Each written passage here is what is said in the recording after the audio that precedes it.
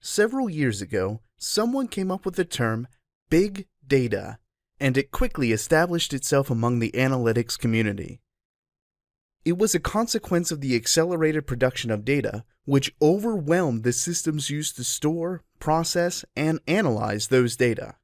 Since 2015, the number of search queries for the term has been constantly declining. Not because the idea of big data has become less relevant or has disappeared, but because big data is now the new normal in times of advanced analytics, machine learning, and artificial intelligence.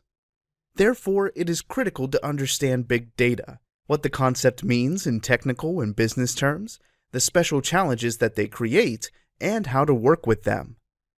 That's what we'll be doing in the next couple of minutes. All right. In general, big data are data that are too large or too complex to be handled by conventional data processing techniques and software. Big data are characterized across three defining properties or dimensions: volume, variety, and velocity. Let's take it one step at a time and consider each of those separately. Okay, volume refers to the amount of data available. Data becomes big data when they no longer fit on a desktop or laptop RAM. As you probably know, RAM, or random access memory, can be likened to a computer's short-term memory. It is relatively fast to read from and write to.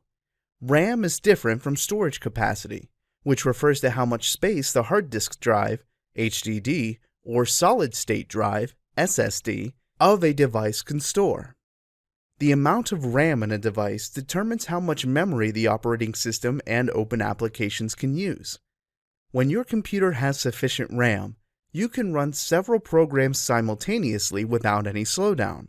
When it reaches close to 100% of the available RAM, you will notice a slowdown of your machine, as memory must be swapped between applications. Therefore, processing big data with your laptop would take forever, or make it crash. Nowadays, a typical laptop comes with 8 or 16 gigabytes of RAM. This might be enough to open and process a spreadsheet with thousands of rows and dozens of columns, but not if you want to build complex pipelines of data or train predictive models using deep neural networks. In general, you can assume that big data starts with the real-time processing of gigabytes of data, where 1 gigabyte equals 1,000 megabytes. That's basically equivalent to a document with about 75,000 pages. Besides, it is not uncommon for companies to store terabytes or petabytes of data. Here, 1 terabyte equals 1,000 gigabytes, and 1 petabyte represents 1,000 terabytes. Even if these data are not being accessed or used simultaneously, processing only a fraction of them would not be possible with a desktop or a laptop. That's what big data means for companies. Alright. Now, when we say variety, we refer to the multiplicity of types, formats, and sources of data available. In the past, companies only had structured data at their disposal in the form of spreadsheets, CSV files, or databases. Nowadays, they may want to run analysis involving a variety of data. For example, data from different sources, such as ERP, CRM, supply chain management system, semi-structured data deriving from websites or tweets, or even unstructured data in the form of text, images, and so on.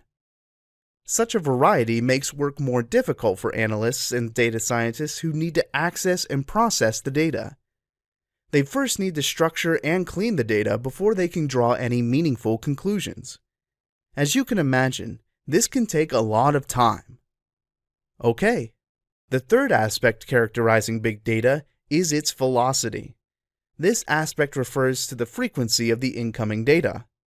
As the pace of business is accelerating, so is the flow of data. Decision makers have to be fast in responding to a change in the business environment. Similarly, systems need to log users' activities as data points in order to provide the seamless experience customers expect. And instead of batch or periodic processing of data, the update needs to be made in a near real-time or even real-time manner. So, We can talk about big data when data flow from different sources in real time to a central environment. A few examples include sensor data produced by autonomous cars up to 3.6 terabytes per hour from about 100 built-in sensors constantly monitoring speed, engine temperature, braking processes, and more. Search queries on Google or other search engines with a data velocity of 40,000 per second or 3.5 billion per day. And even data generated by aircraft engines, reaching as much as 1 terabyte of data storage per flight according to GE. Amazing! Actually, some sources mention veracity, or validity, as a fourth V. It refers to the accuracy or truthfulness of a dataset. Certainly, this aspect is very important when processing and analyzing big data. Why so? Because of their abundance, big data often need to be cleaned before use. Therefore, you can only extract value from data if they are of good quality. Yet, veracity is not a measure of magnitude. It cannot be used to describe how big data are.